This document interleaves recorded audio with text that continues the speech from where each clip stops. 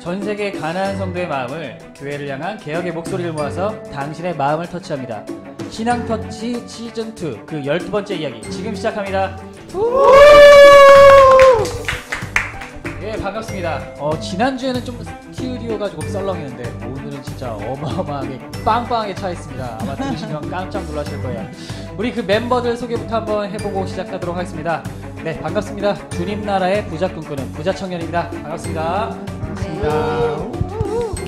네, 지난주에 참석을 못했죠. 제가 이 모임이 너무 많아서 제가 저 사람들 관리하느라고 다시 돌아온 작두누님입니다.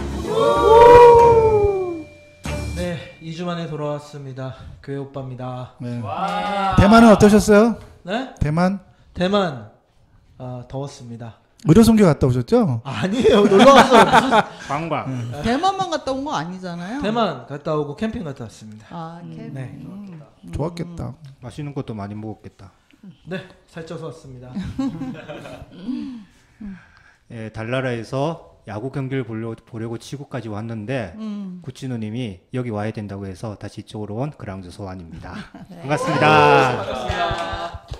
네, 저도 저번 주에 참가하지 못했는데 교회 일로 이제 해남 땅끝까지 갔다가 왔는데 몸에 몸살이 나가지고 네, 하루 정도 쉬어야 될 것 같아서 네, 다시 컴백했습니다. 신학생 중에 신학생 마틴입니다. 오, 반가워요. 네, 안녕하세요. 조나단 에드워드를 사랑했던 조나단입니다. 반갑습니다. 저는 열심히 성형을 쫓아서 살고 있는 모태 집사입니다.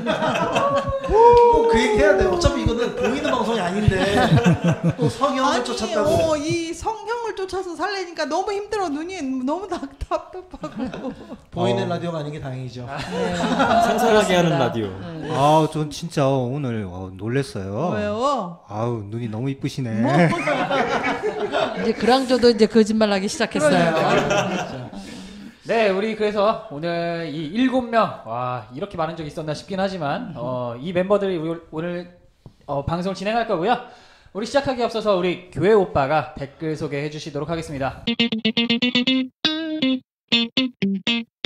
네, 싱글로그라는 분이 이제 좀 긴 댓글을 달아주셨는데 결국에 이제 문제는 궁금하시어 하는 거는 뭐냐면 선교 단체에서 세례를 받았는데 교회에서 세례를 받은 게 아닌데 그거에 대해서 조금 어떻게 해야 되는지 궁극적으로 세례란 무엇인지 세례와 세례식에 대해서 좀 궁금합니다. 그런 댓글을 달아주셨어요. 네. 저도 뭐 근데 비슷한 사례를 하나 들어본 적이 있는데, 그러니까 어느 교회에서 안수 집사로 이제 그 세례를 받고 그 후에 다른 교회로 이제 가게 됐는데 내가 또 안수 집사가 되기 위해서 또 세례를 받아야 되느냐라고 또 고민하시기도 하시더라고요. 네. 저는 그래서 결정은 못 들었는데 그분에게 예를 들어서 그 종교를 바꾸면 세례를 받죠. 예를 그쵸. 들어서 어릴 때 천주교에서 영세를 받았다가 이제 기독교로 오면은 세례를 받는 게 아니라 입교를 하게 되고요. 또 어릴 때 부모님 손에 따라서 유아세례를 받으면 또 입교를 하고. 근데 이제 우리는 입교를 해주는데 그쪽에서는 제가 알기로는 기독교에서 아니 개신교에서 천주교로 가면은 또 세례를 받아야 된다고 듣기는 했어요. 저는 정확한 건 모르지만 그래서 우선 세례의 의미가 뭔지 설명 좀. 아니, 세례는 일종의 이제 퍼포먼스니까요. 그 거듭난 신자, 그러니까 새롭게 태어난 사람들에 대해서 공적인 교회 예배당 안에서 일종의 퍼포먼스를 보여줌을 통해서 정식 회원으로 등록하는 절차로 만들어진 거니까 아무래도 이게 이제 교회 안에 일종의 행사잖아요.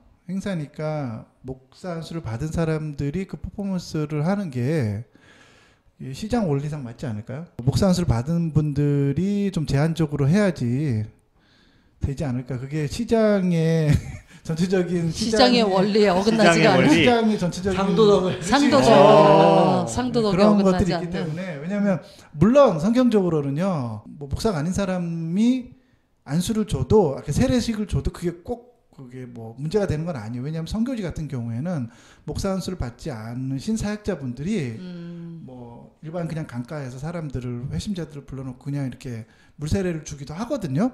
그렇다고 해서 그거를 뭐 잘못됐다고 선교지에서 얘기하지는 않아요. 그래도 인정해주는 분위기 때문에 이게 꼭 옳다 나쁘다의 문제보다는 그 문화에 가까운 거기 때문에 요즘 우리 한국 문화는 교회가 충분히 있고 목회자들이 많잖아요. 그분들이 그럼 할 일이 없잖아. 누구나 세례를 줄 수 있다 그러면 물론 그 말이 맞긴 하는데 그러면 상도덕이 없어지니까 아무래도 목사를 받으신 분들이 세례랑 집례랑 결혼에 대한 집례 이런 거 장례식 집례 같은 것도 그렇고 그런 분들이 하는 게 아무래도 좋지 않을까라는 생각을 합니다. 예. 그러면 이 질문에 하신 분 말씀대로 단체에서 받으셨다는데 네. 그럼 교회에서 또 받아야 된다는 거예요? 받아야죠. 뭐 그 자기가 다니고 있는 지역 교회가 그렇게 요구하면은 그렇게 하는 게 좋은 것 같고요. 그렇게 하면 이제 그 근데 성장식 본인이 참여를 할 수가 있으니까. 그렇죠. 본인이 왜 그럼 정식으로 그 선교단체에서 받은 세례는 지역교회에서 인정을 안 해주니까 세례식에 참석을 못하잖아요. 그럼 그다음 이제 집사나 뭐 나중에 안수 집사나 장로가 되는데도 문제가 생기기 때문에 그렇죠. 그렇게 하시는 게 좋죠. 예. 그냥 뭐 자기가 다니는 교회의 룰을 그냥 따르는 게 어떻게 보면 그러니까. 제일 마음 편한 결론이에요. 세례식은 네. 퍼포먼스이기 때문에 그러니까 상 더 이상 따라줘라 그 얘기인가? 네 그렇죠. 그렇게 해줘야죠. 네, 그럼 다음 댓글은 뭐가 있어요? 네. 다음 댓글은 NICCK 니크라는 분이 이제 자살에 대해서 한번 달아주세요 말씀을 하셨어요. 자살이 죄고 자살하면 당연히 지옥 간다고 하는데 궁금합니다.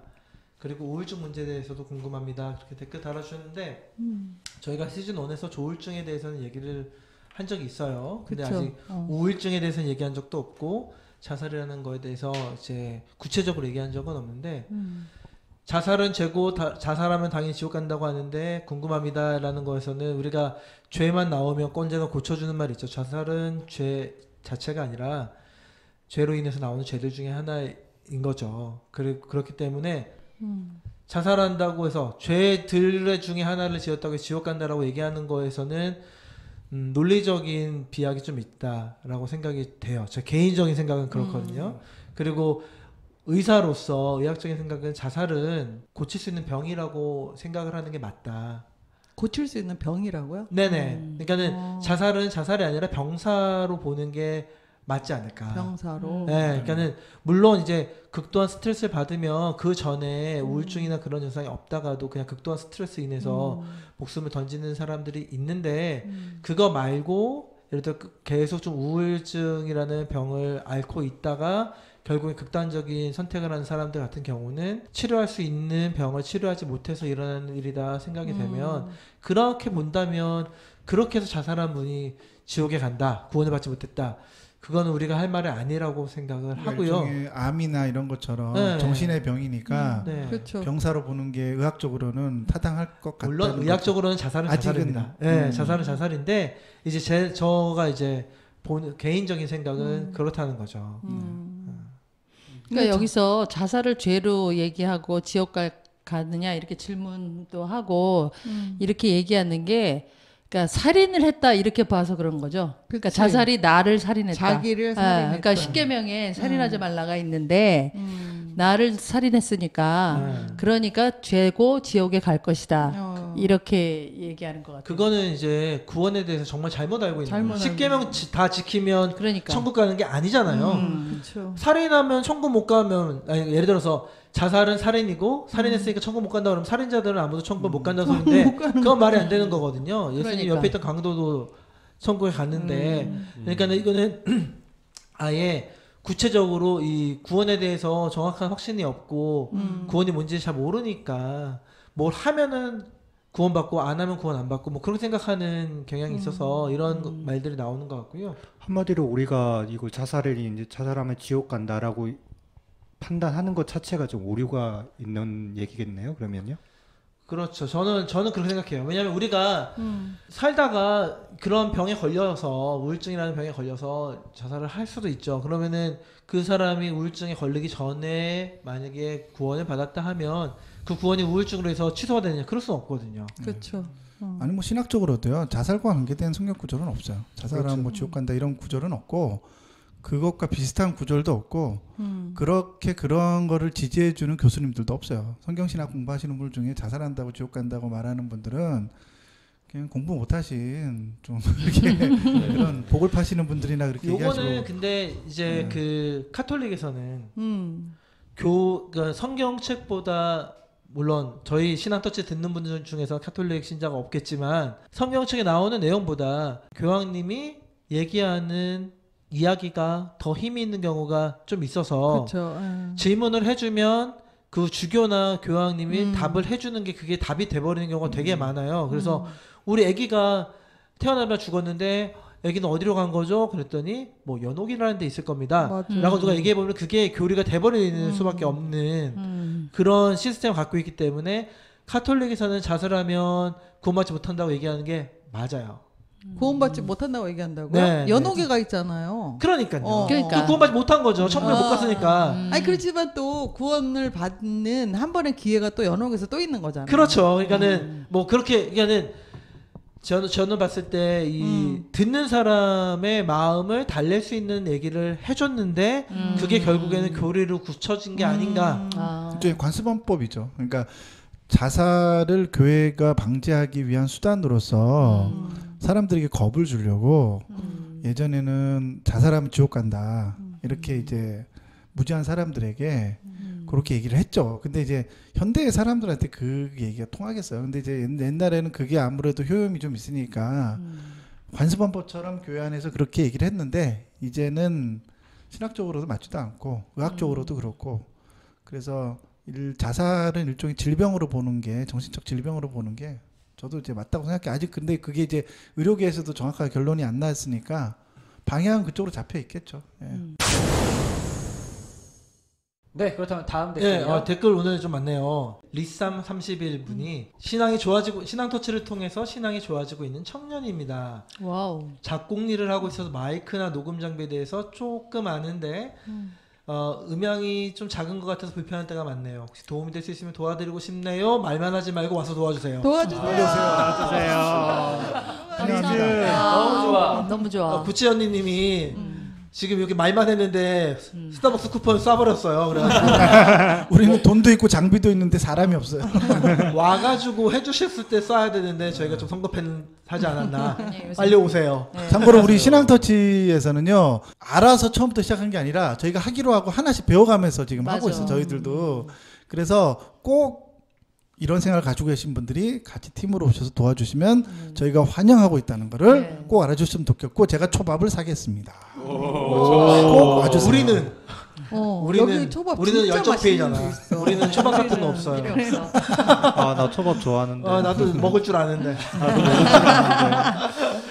우리는 열정 페이니까. 네.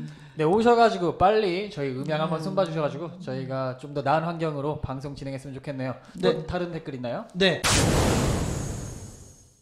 그레늄님이 그레늄 제가 발음이 안 좋습니다. 그레늄님께서 이제 우리 지난주랑 지지난주에 2주 전이죠 있었던 이야기와 함께 이제 선교단체 얘기를 하시면서 이런 말씀을 해주셨어요. 특정 선교단체에만 몰입하지 말고 자신의 선교단체나 자신이 이해하는 신학의 경험에서 빠져나와서 다양한 세계를 듣고 보고 경험했으면 하는 바람이 있다. 우리 청년들한테 그런 말씀을 해주셨고 본인은 그 전에 선교단체에서 있던 것들이 몸에서 씻겨져 나가는데 20년이 걸렸다면서 이런 말씀을 해주셨어요. 그래서 와.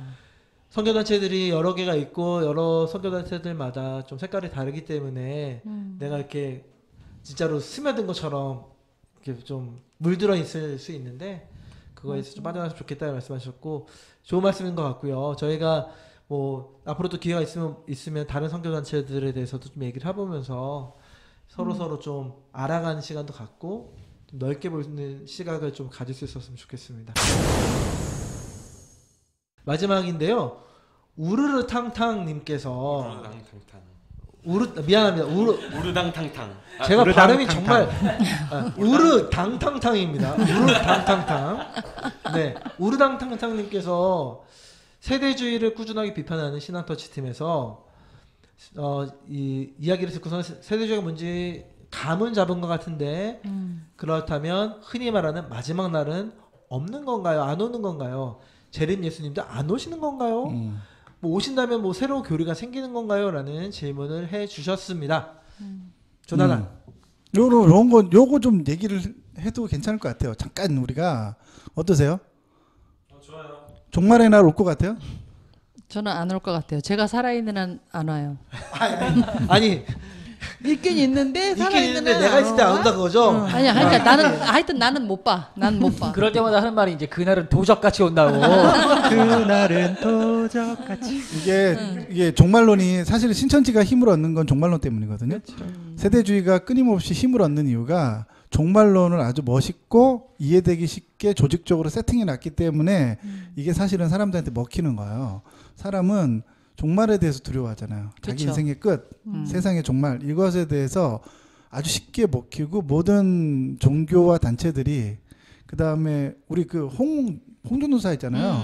그분도 보세요. 그치. 예, 전쟁 나고 끝이 온다. 응. 그러니까 바로 먹히잖아요. 네네. 그러니까 그게 인간의 심리를 움직이는 아주 중요한 도구 같아요. 그런데 이제 생각하셔야 될 게 성경 신학적으로는 1세기 때의 우리 제자들은요. 예수님의 직접적인 가르침을 받았던 제자들은 임박한 종말론을 가지고 있었어요. 그래서 돈도 서로 나눠 쓰고 밭도 팔아서 서로 나눠 쓰고 왜? 실제로 종말이 오니까. 자기들이 죽기 전에 예수님 오실 거라고 생각했거든요. 그러니까. 근데 안 오셨잖아요. 그러니까요. 그래서 그런 부분에 있어서는 1세기의 예수님의 제자들도 꼭 잘했다고 볼 수는 없어요. 뭐 그거는 그 사람들의 시대적 한계일 수밖에 없는 문제이긴 하지만 우리가 이제 시간이 지나고 나서 뒤로 돌아봤을 때는 일종의 상당 부분 많은 부분이 그들도 실패했기 때문에요. 꼭 그것이 성경에 나왔다고 해서 옳다고 볼 수는 없는 입장이고요. 또 이제 이런 입장도 있어요. 달나라를 간 이후부터 심각하게 이제 신학의 큰 방향이 틀어지면서요. 무천년주의가 힘을 얻고 있단 말이에요. 개혁주의 신학이 추구하는 게 무천년주의예요. 무천년주의는 뭐냐면 우리가 생각하고 있는 그런 천국, 우리가 생각하는 그런 동양적인 의미에서의 그런 천국이 없다고 보는 입장인 거예요. 그래서 지금 이곳이 하나님의 나라이고 그리스도께서 왕이 되어 다스린다라고 하는 것이 무천년주의예요. 근데 이제 그렇게 말하면 천국이 없다란 말이 되니까 이단처럼 들리잖아요. 그래서 그 앞에 말은 그냥 빼요. 개혁주의자들도. 왜냐하면 아직은 논란이 되기 때문에 근데 원래 그 말인데 그 말을 논란을 피하기 위해서 그 앞에 말은 빼고 하나님의 나라가 지금 여기에 우리와 함께한다. 그리스도께서 왕이 되어서 다스리는 교회가 곧 하나님의 나라이다. 그래서 하나님의 나라는 이미 우리 가운데 임했다 이렇게 보는 거예요. 그게 무천년주의자들의 생각인 거예요. 그게 삼일교회도 그렇고요. 지금의 대형교회들이 대부분 무천년주의를 가르쳐요. 제가 아는 저희 집에 있는 교회 중에서 그 뭐 나들목 교회인가요? 네네. 그 교회에서도 이제 하나님의 나라를 가리키는데 이와 똑같이 이제 말씀하시는 거 제가 한번 들은 적이 있어요. 근데 이제 그 말에 하나님의 나라를 강의하다 보면요. 결론적으로는 뭐냐면 천국은 없다 그 말이에요. 그러니까 그 천국이 없다는 뜻은 무슨 뜻이냐면 우리가 동양적인 관점에서 생각하는 내가 천국으로 갔다 와서 개털 모자 쓰고 뭐 황금집이 있고 그런 물리적인 측면에 있어서 어떤 공간적인 그런 천국은 없다고 보는 입장인 거죠. 그러니까 막 보석이 난무하고 막 길에 막 내 집이 막 너무 화려한 집이 내 집이고 이런 천국이 없다 그 얘기인 거죠. 전혀 없죠. 네, 사실 저는 그렇게 들은 적이 있어요. 천국이 정말 금은보화가 있고 길은 금으로 깔려 있고 우리 집 창문은 다이아몬드고 뭐 집은 뭐로 칠해져 있고 TV가 뭐 100인치짜리고 그게 천국이라면 안 가는 게 낫지 않나. 근데 여기서 돈 벌면 똑같이 할 수 있거든요. 거기 소망을 둘 필요가 없죠. 생각해보세요. 교회에서 천국이 없다 그러면은 교회 반 이상이 교회 나와요. 그렇죠. 그건 그렇죠. 네. 그러니까 그 얘기를 못 하는 거야. 그게 근데 그 우리가 알고 있는 지옥, 우리가 알고 있는 천국은요 기독교 게 아니에요. 불교 그렇죠. 우리나라에 있는 천국은 사람들이 생각하는 천국 가면요 불교의 세계는 극락하고 똑같이 생각하고요. 우리가 생각하는 지옥 가면 불교의 세계는 지옥하고 맞아. 똑같아요. 그러네. 네. 다시 그러니까 제가 말할게요. 교리에서는 천국과 지옥을 다루지 않아요. 맞아요. 그러니까 당신이 뭐라고 말하든 이단이 아니라는 거야. 그 얘기는. 당신의 신학적 의견이기 때문에 그래 그렇게 생각해도 돼 이렇게 말하는 거야. 그래서 여러분들이 제가 볼 때는 그 종말이 오냐 안 오냐 예수님이 다시 오신다 그랬으니까 오겠죠. 예수님 다시 오시겠죠. 근데 제가 확신할 수 있는 건 뭐냐면 그 질문을 하신 분이 죽기 전까지는 안 오신다는 거예요. 그게 제가 확신하는 거예요. 오시는데 그러니까 이 질문을 하신 분이 죽기 전까지는 안 온다는 거예요. 그래서 저는 마라나타라 그래서 현재 교회에서 마라나타 그러잖아요. 주여 어서 오시옵소서. 주여 어서 오시옵소서. 그래서 내일 예수님이 오시는 것처럼 오늘을 살아라. 이게 극단적 종말론이에요. 그렇게 인생 살면 안 된다고. 난 되게 좋다라고 생각했는데. 아니 저 생각해봐. 내일 올 것 같아. 어떻게 할 것 같아요? 내일 오면은 뭐 아예 놀거나 아니면 더 그렇지. 착한 일을 많이 하거나 둘 중 하나겠죠. 아니에요. 무정부주의자가 돼요. 아나키스트가 돼가지고 왜냐면- 폭동을 일으키고. 그렇죠. 인간의 본성은 내일 주님 오신다고 진짜 생각하면요. 지금의 자기의 의무와 지금 무엇을 해야 되는지에 대한 모든 것이 의미가 없어지고 허무해져요. 가족도 그래요? 의미가 없어지고 사람도 세금도 안 의미가 내, 이제. 없어지고 돈도 아니야. 의미가 없어지고. 세금 낼 거예요? 회개하는 시간이 되지 않을까? 회개? 아 그때 회계해도 되나요? 아이, 하루 그렇게 안 전날 해요. 해야지. 하루 전날. 아이 또 신앙터치 오늘 처음 듣는 분들 신앙터치 이런 그래서- 게 아닙니다. 정말 마라나- 오해하겠다. 네, 저는 마라나타 신앙을 말하시는 그런 거는 되게 위험한 생각이라고 생각하고요. 내일 주님이 오실 것처럼 오늘을 살아라. 이게 얼핏 들으면 되게 좋은 신앙 같은데 그렇지. 되게 무책임할 뿐만 아니라 우리의 지금 사회적 문제들과 우리가 당하고 있는 많은 어려움들이 있는데 거기로부터 완전히 등을 돌리게 하고 신학과 삶이 분리되는 신학과 영성이 분리되는 이런 괴리적인 삶을 만들어주는 원흉이 뭐냐면 극단적 종말론이에요. 그게 교회 안에 예쁘게 포장된 게 뭐냐면 마라나타 신앙이에요. 그러니까 저는 그런 신앙은 굉장히 위험하다고 생각을 하고요. 우리가 기본적으로 가져야 될 생각은 뭐냐면 예수님 오시지만 내가 죽기 전까지는 아마 안 오실 거야. 그렇게 생각하고 살면 돼요. 그게 정상적인 그리스도인의 사고방식인 거예요. 네. 저도 예전에 뭐 들은 이야기인데 자기가 그 지금 하고 있는 일 그냥 그것에 성실히 책임을 다하고 사는 것이 그게 더 좋은 방향이다라고 누가 말씀을 해주신 적이 있었는데 그 말씀이 생각나네요. 나중에 한번 길게 한번 다뤄봐요. 이것도 다룰 가치가 있어서 나중에 이거 한번 다루는 것도 종말론. 네, 그렇다면은 우리 신앙터치 본격적으로 시작해 보도록 하겠습니다. 1부 4차 산업혁명을 준비하는 청년들, 2부 목사는 직업이다 라는 걸로 오늘 신앙터치 진행해 보도록 하겠습니다. 그렇다면은 4차 산업혁명을 준비하는 청년들에게 라는 주제로 저희가 좀 이야기를 해보고자 합니다. 요즘 이제 4차 혁명, 4차 산업혁명이라는 단어가 좀 청년들 사이에서 많이 이슈가 되고 있는데 일단 요게 뭔지를 좀 우리가 좀 알고 넘어가야 될 것 같아요. 요게 작년에 이세돌 구단하고 알파고하고 알파고하고 알파고. 대전하면서 아주 빅히트를 쳤어. 저는 궁금한 게 있는 게 4차 산업혁명인가 이번이? 그러니까 1차, 2차, 3차가 있었는지. 예, 있었습니다. 있었죠. 그거에 그거 대해서 설명 좀 해주세요. 왜냐면은 사실은 저는 잘 몰라요. 왜냐하면 제가 보니까 이거는 제가 볼 때는 학계에서 이렇게 말하는 건지 모르겠는데 언론에서는 이미 4차 산업혁명이라고 그냥 이렇게 명령해서 그러니까. 그걸 이제 일반적으로 다 쓰더라고요. 아 그래요? 예. 근데 1차, 2차, 3차가 뭐 이미도 그 정의된 게 있기는 있습니다. 있죠. 일단 그 부분을 좀 간략하게 네. 설명을 해드리자면 네. 일단 4차 산업혁명이란 그 우리가 앞서 말한 인공지능, 뭐 로봇 기술, 생명과학이 주도하는 차세대 산업혁명을 이야기합니다. 1784년 이제 영국에서 시작된 그 증기기관 또 기계화로 대표되는 이것이 이제 1차 산업혁명이고요. 이 1870년대에는 이제 전기를 이용한 대량 생산이 본격화됐던 것 이것이 2차 산업혁명입니다. 네, 그리고 1969년에 이제 인터넷이 이끄는 이제 정보화 자동화 생산 시스템이 주도하는 것 요것이 이제 3차 산업혁명이고 뭐 앞서 설명드린 대로 로봇과 인공지능이 이 실제와 가상을 넘나들면서 사물을 연동도 하고 또 이제 초지능적인 이런 것들이 나타나는 이 산업상의 변화를 4차 산업혁명이라고 일컫습니다.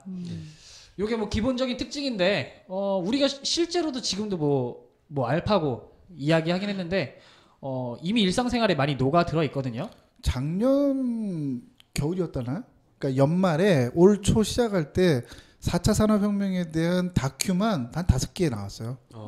그런 거. 유튜브에 찾아보면 있는데 그러니까 올 초에 이게 지금 한참 한국에서 이슈화 됐던 건데 근데 이제 이것 때문에 논란이 되면서 이 지금 청년들이 자기의 이제 앞날을 어떻게 준비해야 되는지에 대해서 많이 고민들을 하고 있더라고요. 그래서 한번 저희가 이런 거에 대해서 토론을 해보는 것도 좋겠다라는 생각을 했어요. 일상적으로 좀 찾아볼 수 있는 좀 예들을 좀 찾아보자면 지금 저는 좀 웨어러블 기기를 지금 하나 손목에 차고 있는데 요게 이제 제 심박수를 좀 측정도 해주고 제 핸드폰이랑 연동도 돼서 뭐 전화나 문자, 뭐 알람, 뭐 스케줄 같은 것도 직접 관리를 해주고 있습니다. 물론 이게 뭐 지금 기술이 뭐 엄청 나가지고 뭐 정확하지는 않지만 그래도 뭐 제 생활에 편리함을 더해줄 수 있는 요 정도 수준까지는 되는 요런 좀 스마트한 나도 기기죠. 미2인가요? 샤오미 미2인가 그 미 샀다가 밴드 뭐 이런 거. 예. 미밴드 2인가 그 샀다가 바로 누구 줘버렸어요. 너무 불편하더라고. 귀찮아 차고 다니는 게. 나 시계도 귀찮은 사람인데. 혹시 뭐 그 외에 다른 예들 생각나는 거 있으신가요? 이거 있죠. 아디다스가 이번에 지금 아디다스 신발 공장을 지금 말레이시아랑 베트남에 이렇게 좀 아시아권을 돌면서 공장을 지으면서, 왜냐하면 신발이라는 게 이 노동력을 네. 저임금의 노동력을 중심으로 해서 다양한 디자인의 대량 생산을 해야 되는 시스템이잖아요. 네. 근데 이번에 독일의 아디다스가 공장을 지었는데 어떤 공장이냐면 100% 자동화 시스템인 거예요. 그러니까 인터넷으로 주문을 하는데 몇 가지 디자인을 선택할 수가 있어요. 자기가 그러니까 몇백만 가지의 맞아. 신발을 기계가 자동으로 만들어내는데 자기가 원하는 종류의 디자인과 그 디자인을 섞을 수 있고 뭐 숫자도 넣을 수 있고 뭐 하여튼 다 넣을 수 있어요. 그래서 사이즈 정한 다음에 그걸 클릭하면 며칠 안에 만들어져서 그것이 자기 집으로 배송이 되는 거야. 네. 그게 한 100불 정도 선에서 지금 그렇게 한다 그러더라고요. 완전 100% 자동화되는 시스템으로. 그럼 뭐 사람의 인력도 전혀 필요하지도 필요 않을 없네. 뿐더러 그래서 올해 그걸 짓기로 해서 지금 작업이 진행되고 있다 그러더라고요. 그 실현만 된다라면 이제 굉장히 빠르고 효율적인 그런 방법이 되기는 하겠네요. 네. 그렇게 되면은 지금 말레이시아나 베트남 쪽에서 있고 있던 많은 그 노동자들은 신발 다 공장. 어떻게? 네. 근데 이제 그게 쉽게 사라지진 않을 거예요. 왜냐하면 그걸 자동화하려면 어마어마한 돈이 지금 들어가기 때문에 기계를 설비하고 하는 비용이 뭐 천문학적인 돈이 들어가니까요. 저임금은 이렇게 설비를 해야 되는 설비 비용이 많이 들어가진 않아요. 그렇지. 인건비가 들어가긴 하는데 그게 아직은 이 재료 단가로 치면은 그게 더 싸기 때문에 아직은 신발은 자동화돼도 그렇게 타격은 안 받을 것 같아요. 제가 볼 때는. 근데 저는 나이가 있어서 그런지는 몰라도 이 4차 산업 우리가 자꾸 얘기하잖아요. 그리고 뭐 인공지능이다 뭐 이러지만 우리 인간은 누구나 이 좀 고전적인 그 옛날 향수를 가지고 있는 것 같아요. 그래서 요즘에 인테리어도 막 너무 화려하게 막 이렇게 나가다가요. 다시 옛날로 돌아가는 그런 인테리어가 요새 유행이거든요. 커튼 같은 것도 저런 걸로 뭐 이렇게 막 기하학적으로 막 이렇게 했다가 지금 다시 면 커튼을 선호하는 그런 걸로 돌아가거든요. 그러니까는 지금 인공지능이 그림도 그리고요. 인공지능이 클래식 음악도 작곡도 하고 인공지능이 소설도 쓰고 하는데 아직은 사람의 입맛에는 안 맞는다.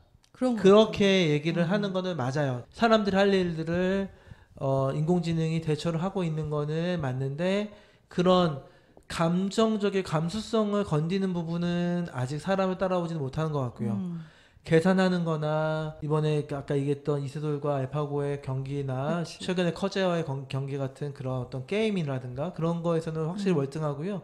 지금 의학계에서는 암세포를 판별하는 거에 인공지능을 사용을 해봤더니 인공지능이 사람보다 숙달대 의사보다 훨씬 더 암세포를 잘 발견하더라라는 논문들이 속속 나오고 있어요. 그래서 의사들도 곧 인공지능으로 대처가 될 수도 있겠다. 예, 그러니까 우리 공상과학 영화 같은데 보면 사람 딱 이런 관 같은 데 누워 있고 스캔 한번 쭉 하면 어디에 병이 있고 무슨 병이 있고 그런 것들이 나오는 그런 영화들이 있었는데 이제 그게 어쩌면은 멀지 않은 시대에 현실로 다가갈 수도 있겠다. 그런 얘기가 있죠. 인공지능을 이제 이 지금의 평범 많은 사람들이 인공지능이라는 시스템을 느끼려면은 아직 빨라야 5년 후 보통은 한 10년 정도를 보고 있다 그러더라고요. 지금 뭐 SK나 KT에서 다 네. 하나씩 만들고 있잖아요. 왜 그걸 뭐라 그러지? 집안의 시스템과 연동시켜 놓는 거를요. 누구야 음악 누구야? 하여튼 그래서 하고 있는데 제가 볼 때는 거의 장난감 수준이고 아직은 대화를 할 정도의 철학적 대화를 할 정도의 수준이 돼야지만 그때 사람들은 인공지능이라고 생각하지 지금의 대화의 수준을 가지고는 잘 모르겠는데 제가 지금 아이패드를 가지고 있는데 이 아이패드에도 이게 뭐죠? 뭐 시리 네, 예, 시리가 시리도 있죠. 있는데 내가 얘 시리한테 사랑해라고 얘기하니까 그런 거절하더라고요 얘가. 오, 그래요? 뭐야 아이패드한테도 까였나요? 이제 대학가 같은 경우는 통역사들한테는 아무래도 좀 이제 어려워질 것 같다라는 생각은 드는데 이제 구글에서 그런 거 나왔잖아요. 번역기 같은 거. 번역이라는 게 이제 컴퓨터가 직접 번역을 하는 것은 이제 한계가 있는데 구글 그쵸. 번역기를 한번 돌려보니까 쓸데없는 얘기도 잘 번역하더라고요. 근데 오. 그래도 지금 번역하는 수준이 한 70% 정도밖에 안 그게 된다. 왜냐면 아까도 말했지만 문학적이나 그런 쪽은 감정적인 걸 전달하는 거라서 번역을 할 때도 말 그대로 번역하면 정말로 기계적인 번역이기 때문에 그렇죠. 마음에 와닿지가 않아요. 그러니까 문학 작품을 번역할 정도의 그 인공지능 수준은 전혀 되지 않았고 말 그대로를 그대로 번역하는 거는 사람보다 훨씬 더 빠르죠. 학문적인 수준에서 이제 번역은 정말로 월등한 것 같아요. 논문을 쓰거나 영어 논문을 쓰거나 하는 그 그래요. 정도의 수준까지는. 뭐 계속적으로 저희가 이제 뭐 긍정적인 이야기를 좀 나누고 싶었는데 아무래도 우리가 좀 이제 약간 전반적으로 부정적인 인식이 좀 많다 보니까 좀 그렇긴 한데 혹시 뭐 추가적으로 생각나는 긍정적인 기능 같은 거 있나요? 이런 예상도 할 수 있겠죠. 이제 뭐 법적 소송 같은 것도 할 때 AI가 이제 직접 이제 법적 재판관도 되거나 검사가 되거나 변호사가 되는 그런 이제 수준까지 이제 가게 되죠. 그렇게 되면은 뭐 로스쿨 나올 필요가 없겠죠. 그러네. 그렇죠. 이런 거 같은 경우는 이제 일반적으로 요즘 저희가 흔히 이야기하는 빅데이터, 그렇죠. 빅데이터를 가지고 많은 그런 예들을 그 인공지능이 갖고 있다라고 한다면은 그 사례를 입력했을 때 뭐 전에 있던 전례 판결문 같은 걸 도출해낸다라고 한다면은 변호사가 굳이 필요 없을 정도의 네, 그런 그러네. 진행이 될 수도 있습니다. 이제 산부요인의 대법원장이 이제 AI가 되는 거예요. 아니 근데 이제 AI가 설교하는 시대가 오는 건가요? 그러니까. 그럴 수도 있겠다. 저는 또 그 자리가 나 이제 그렇게 직업 없어지는 거야? AI가 선교하고 막 AI가 선교한다. AI 설교가 다 유튜브를 점령해 버리는 거 아닌지? 4차 산업시대에 유일하게 살아남는 게 상담사라던데. 또 이래서 작두누님 살아나나요? 이래서 또 재선전 하나요? 뭐 그렇습니다. 뭐 혹시 또 추가적으로 긍정적인 작용 생각나시는 거 있으신가요? 나는 그 연애 컨설턴트 그거 좀 만들었으면 좋겠어. 형한테 물어봐. 내가 알려줄게. 형한테 물어봐. 아니 나한테 교회 오세요. 오빠한테 물어보세요. 아. 연애. 연애. 그래요? 연애는 나한테 물어보면 돼요. 나중에 한번 연애 한번 근데 그랑조 연애는 그렇게 글로 배우면 안 돼요. 그렇지. 아니 나는 책하고 동영상으로 좀 많이 배워가지고. 아니 그런 걸로 부딪혀야지 사람. 그런 걸로 배우면 안 돼. 실습으로 배워야 돼. 알겠습니다. 네, 그렇다면 우리가 진짜 할 말 많을 것 같은데 그러면 이 4차 혁명에 대한 부작용, 안 좋은 작용들에 대해서 한번 나눠볼까요?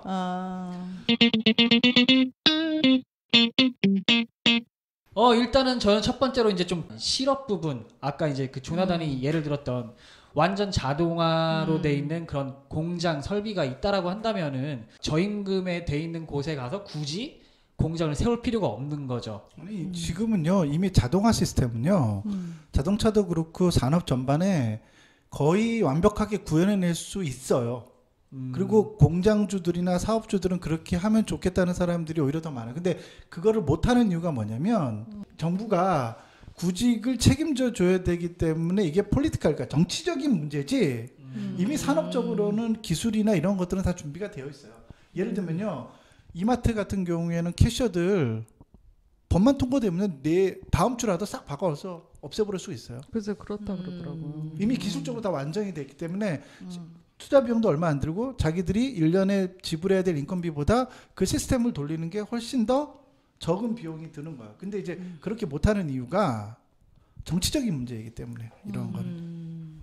그렇게 되면은 정부에서 가만히 있지 않죠. 왜냐하면 정부로서는 지금 당장 국민들이 일자리가 10만 개씩 없어진다. 그럼 바로 세무조사 들어오겠죠. 그러니까 자기들은 지금 기업 입장에서는 더 많은 돈을 내고 고용을 보장해 주는 상태에서 이 시스템을 굴리고 있는 거야. 그러니까 사실은 기업 입장에서는 굉장히 어려운 형편인 거죠. 근데 이게 똑같은 얘기를 하는 건데 이제 기업 입장에서 어렵다. 이게 이제 그 사회 환원 문제가 되는 거지. 사실 기업 입장에서는요 어려운 거 전혀 없습니다.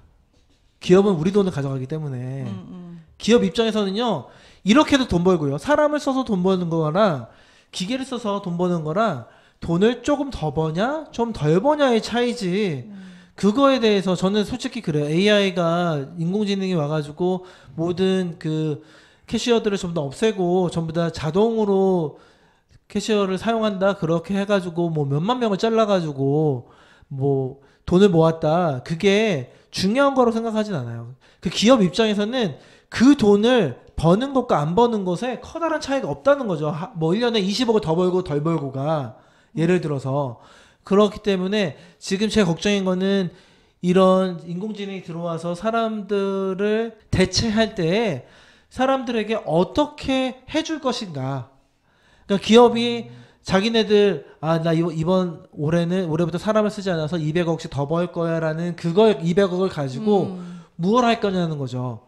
그것 때문에 10만 명이 만약에 일자리를 잃는다면 이게 자동화 시스템은 큰 방향을 이미 정해놨기 때문에 그것이 시간차로 존재할 뿐이지 이것이 내년에 되냐 10년 후에 되냐 15년 후에 되냐의 그 차이일 뿐이고요.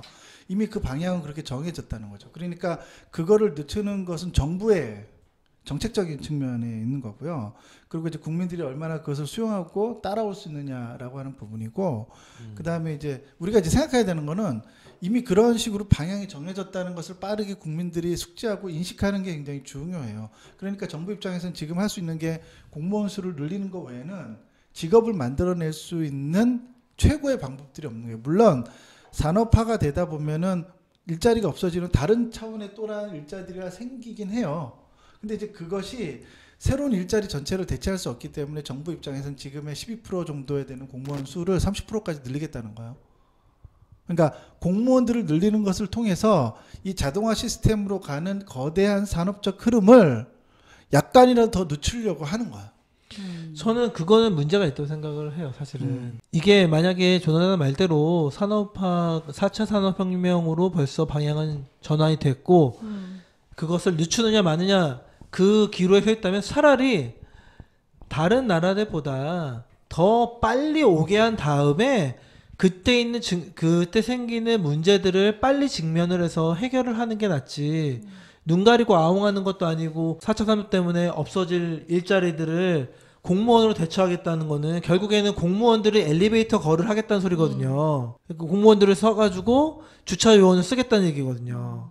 그렇지는 않고요. 그냥 극단적으로 얘기했을 때는 없어진 일자리를 공무원으로 대처를 하겠다는 얘기를 한다는 거는 정부에서 다른 나라들보다 훨씬 더 4차 산업을 좀 땡겨서 어차피 부딪혀야 되는 그런 부작용들을 빨리 이겨내는 방향으로 하는 게 어떨까 그런 생각을 해요. 근데 그게 간단하지 않은 게 이런 게 있잖아요. 현대자동차 같은 경우에도 자동화 시스템으로 몇 프로까지 끌어올릴 수가 있단 말이에요. 근데 그거를 못해요. 금속 노조 때문에. 현대 노조가 있잖아요. 노조가 자동화되는 시스템에 대해서 반대를 하면은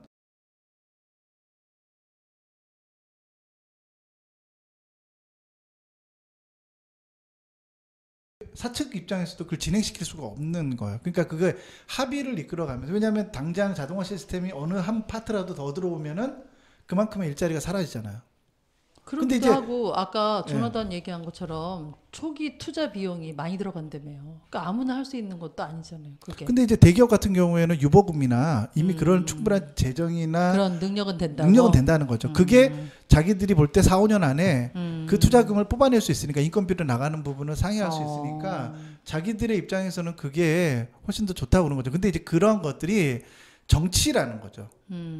노조가 있고 큰 산업체 같은 경우는 노조가 있으니까 그게 그렇게 원한다고 해서 기술이 준비가 돼 있고 실제로 그것을 한다고 해서 그것을 진행할 수 있는 문제가 아니라는 거죠. 그렇지만 그럼에도 불구하고 방향은 정해져 있다는 거죠.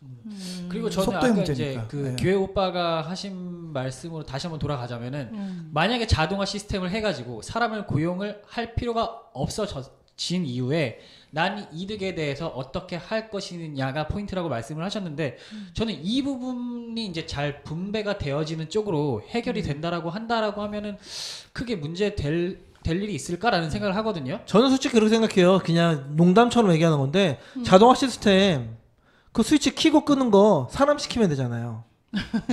그냥 그 말은 뭐냐면 자동화 시스템으로 바뀐다고 해서 일자리를 다 잘리는 건 아니라는 거거든요. 문제가 자연스러운 건 뭐냐면요. 산업화가 될수록 개인은 가난해지고 국가는 돈이 많아지는 거예요. 왜?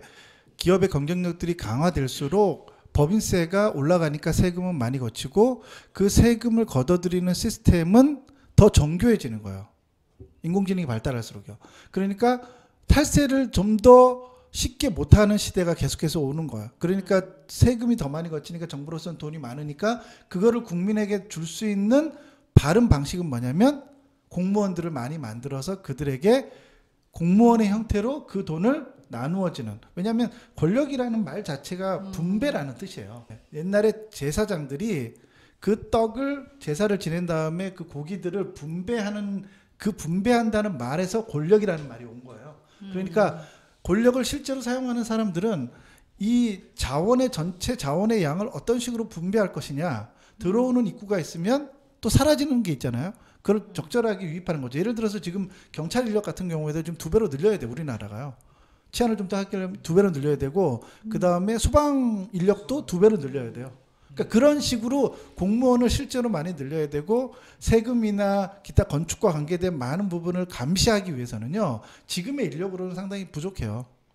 그러니까 그런 부분에 있어서 더 많은 공무원들을 늘려가지고 산업을 관리하고 감시하는 시스템을 해야죠. 그래야지만 법인세를 빼먹을 수가 없으니까. 근데 저는 그 교회 오빠 말이 맞다고 생각하는 게 뭐냐면 이게 4차 산업혁명으로 자꾸 이렇게 가게 되면은 모든 그 정보가 대중한테 공개되고 투명해진다고 그래요. 그렇게 되면은 가치 분배를 어떻게 하느냐 그런 게 제일 관건인 것 같아요. 지금 그러니까는 지금 정부에서 하고자 하는 게 되게 일리는 있어요. 그러니까는 기업은 기업대로 계속 4차 산업으로 넘어가게 하면서 세금을 더 많이 걷어들인 돈으로 공무원을 더 많이 뽑는 것으로 해가지고 그쪽에다 주자 얘기를 하는데 어제 뉴스 나왔잖아요. 지금 86대 1 네. 공무원 시험. 맞아. 86대 1은 진짜 있을 수 없는 거거든요. 사실은 제가 의대 들어갈 때 7대 1이었어요. 86대 1이면은 의사 되는 것보다 10배가 뭐야? 12배 더 어려운 건데 공무원 되는 게 말이 안 되거든요. 그것도 구급 공무원이잖아요. 아, 그렇죠. 말단 공무원이죠. 예, 그 다음에 이제 승진은 어떻게 할지도 모르고 그렇지. 이제 이 흐름이 잘 돌아가서 그러니까는 4차 산업으로 바뀌면서 산업혁명이 일어나면서 자동화로 바뀌면서 걷어들이는 세금의 속도와 공무원을 늘렸을 때 그 사람들을 부양할 수 있는 그 속도가 잘 맞춰져서 이렇게 부드럽게 지나가면 좋은데 네, 그렇다면 이런 여러 가지 문제들, 이 문제에 직면한 우리 청년들 어떻게 해야 될까요? 우리 청년 아직 한마디도 안 한 것 같은데 청년 마티나 한마디 좀 해주시죠. 감이 안 와요. 감이 안 와요. 감이 안 와. 이게 뭔지 근데 모르겠어. 아니, 졸업과 동시에 마티는 졸업과 무직이야, 동시에 무직. 아닐 수도 있죠. 32세 무직. 목사님 직업이 안 들어가잖아요. 직업이 안 들어가요. 우리 그거 좀 더 목사도 얘기하면 직업인데. 그러니까 우리 생각에 직업이라 얘기하는데 네.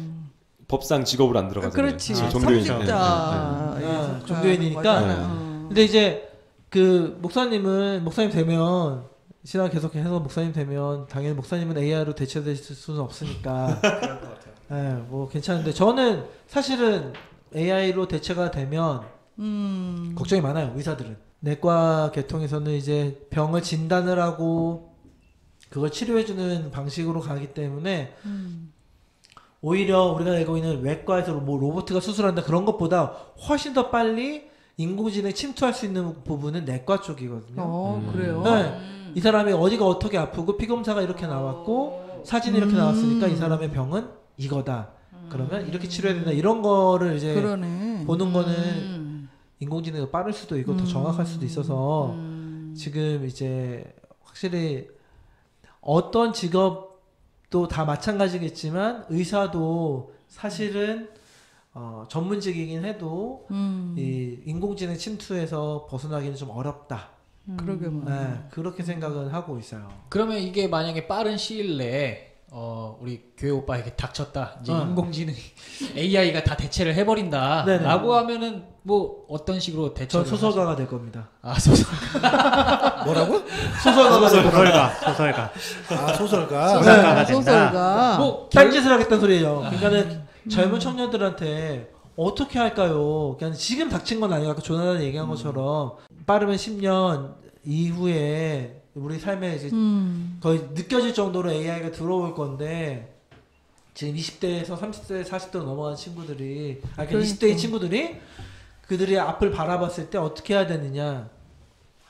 지금 AI 쪽에 관계되어 있는 공부를 하거나 그쪽으로 가는 거는 저는 늦었다고 생각을 해요. 사실은 그래요. 왜냐면은 벌써 암암리의 4차 산업혁명이 일어난 지 오래됐거든요. 예.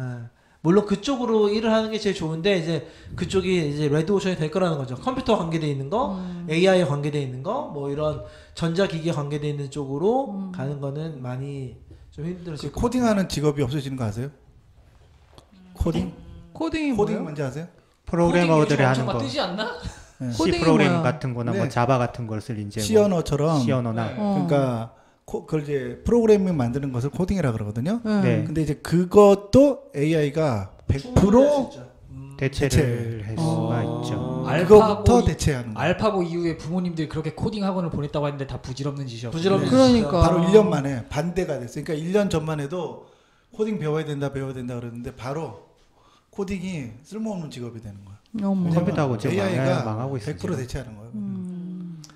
저는 근데 저 이해할 수 없는 게 네네. 에어비앤비 같은 게 왜 4차 산업혁명이랑 무슨 관계라는 이거 건지 기사를 모르겠어요. 보니까 어. 제가 에어비앤비 이용해서 가족이랑 여행 갔다 왔거든요. 네, 근데 네. 그걸 통해서 보니까 이제 그 온라인을 통해서 사람을 컨택하고 또 그쪽 가서 또 오프라인으로 만나잖아요. 네. 그러니까 그런 관계성에서 아. 4차 산업혁명이라고 이게 얘기하는 것 에어비앤비가 같아요. 한국은 개인의 집을 숙박업으로 쓰는 게 불법이에요. 그렇죠. 그쵸. 숙박업을 그래요? 신고를 아. 해야지만 에어비앤비에 자기를 등록해서 해야 돼요. 근데 지금 등록해 있는 것들은 다 사실은 불법인데 정부에서 그냥 관리 감독을 안 하는 거예요. 근데 이제 유럽 같은 경우에는 개인의 집을요 숙박업으로 대체해도 상관이 없어요. 그게 법적으로 문제가 되지 않는다는 거예요. 그러니까 이제 그게 이제 법률적인 문제가 좀 다르긴 한데 에어비앤비가 내가 유럽에 가서 내가 이런 집에 이런 사람하고 며칠을 지내고 싶어요. 나는 이런 사람이에요라고 정보를 입력하면은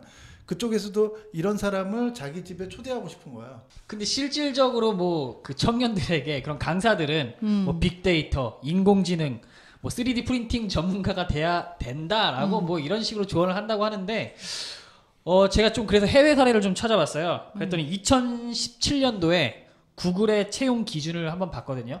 이걸 봤는데 흔히 이야기하는 이제 소프트 스킬, 뭐 대화 능력, 뭐 성실도, 대인관계, 뭐 윤리, 팀워크 등이 이제 주로 이제 평가 항목이었다고 그래요. 막 분석이나 학점 같은 거는 이보다 좀 평가 기준에서 좀 낮췄고 방금 말씀드린 이제 소프트 스킬 이런 거를 좀 중점적으로 인재를 채용하는 그런 기준에 뒀다고 하더라고요. 이런 것들도 우리 청년들이 좀 한번 참고해볼 만한. 그러니까는 네. 그 역설적인 거죠. 세상은 기계적으로 가고 있는데 사람은 사람다운 사람을 찾는 거예요. 맞아. 그래서 청년들이 인성을 키우고 그놈의 카톡 좀 하지 말고 실제로 만나서 얘기도 하고 그렇지. 얼굴을 마주하고 사람을 대하는 게 어떤 건지 그런 것 좀 알고 그렇게 하는 게 앞으로 취업하는 데는 더 도움이 되지 않을까. AI의 시대를 살아가는 대학생들에 대해서 저희가 좀 얘기를 하는데 좀 대학생들이 그런 거에 대해서 좀 불안해하고 그럼 내가 지금 이게 잘하고 있나? 그럼 내가 지금 대학을 졸업하고 대학원을 가는데 내가 지금 이런 시대에 내가 대학원을 가는 게 맞는가? 이런 것 때문에 고민하는 친구들이 많거든요. 저는 이렇게 생각해요.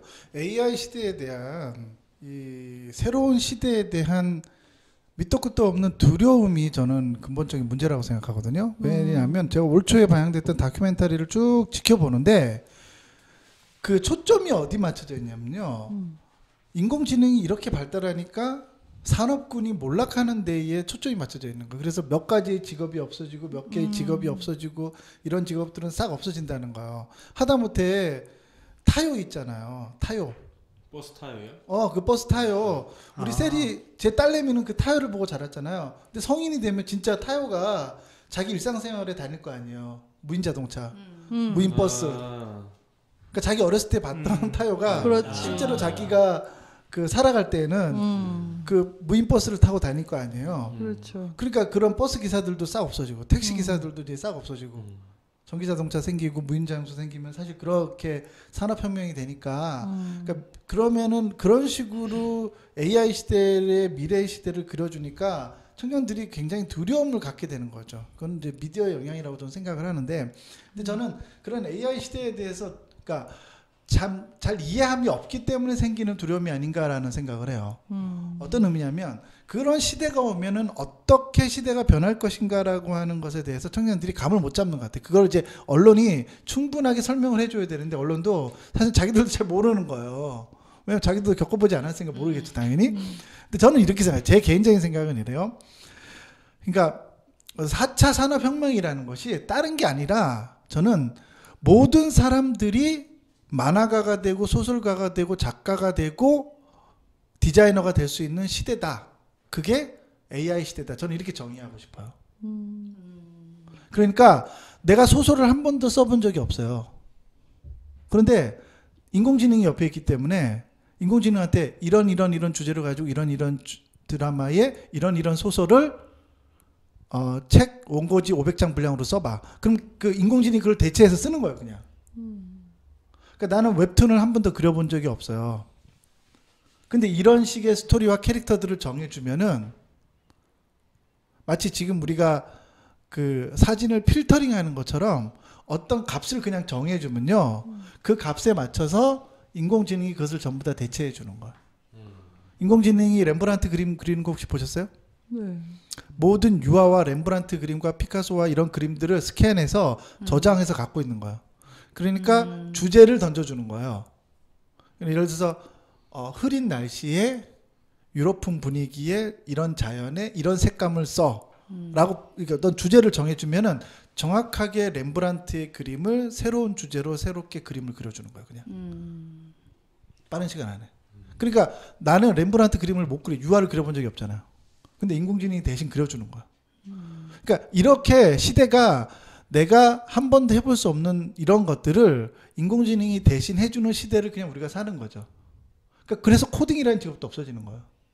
왜냐면 내가 모든 프로그램을 할 수 있거든요. 몇 마디 말만 하면은 인공지능이 알아서 그냥 다 해주는 거야. 그러니까 그런 시대에 적합하게 대처하는 게 뭐냐? 저는 이렇게 생각을 해요. 언어를 잘해야 된다고 저는 생각을 해요.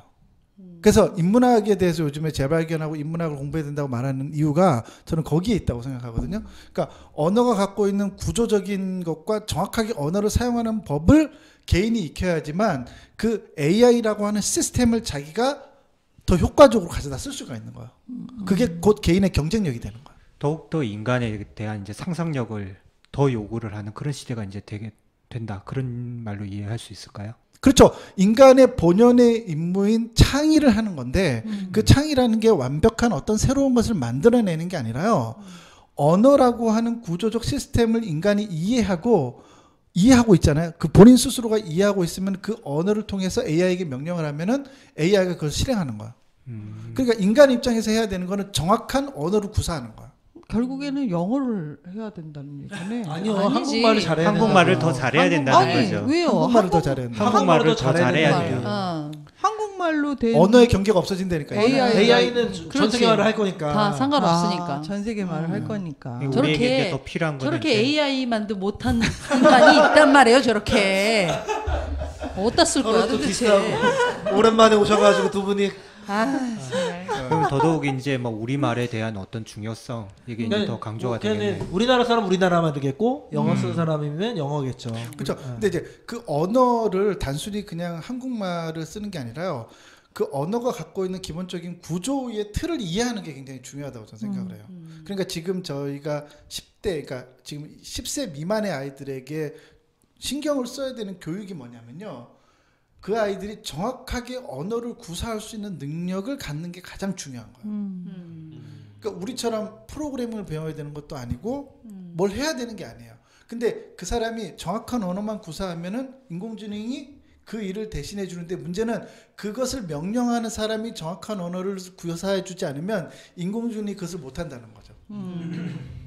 왜냐하면 우리가 생각한 영화에서 보는 것처럼 알아서 다 해주는 그런 인공지능은 50년 100년 후나 가능한 거예요. 그러니까 지금 산업군 안에서 50년 안에의 인공지능을 활용하는 방식은 뭐냐면, 이 산업 전체를 활용하는 방식은 인간 자체가 언어에 대한 정확한 구조를 가지고 있어야 된다는 거죠. 그래야지만 내가 감독도 할 수 있고, 영화 감독도 할 수 있고, 소설가도 할 수 있고, 웹툰 작가도 할 수 있고.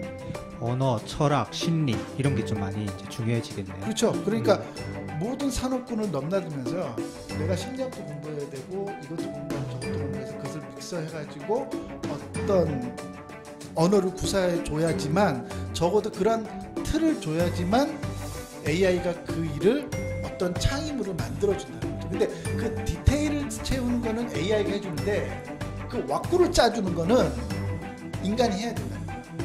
근데 그 왁구의 큰 틀을 짜기 위해서는 언어의 구조를 들어가고 있어요. 그게 인간이 해야 돼요. 네, 우리 4차 산업혁명에 직면하게 된 우리 청년들, 우리 두려움 없이 잘 맞섰으면 좋겠습니다.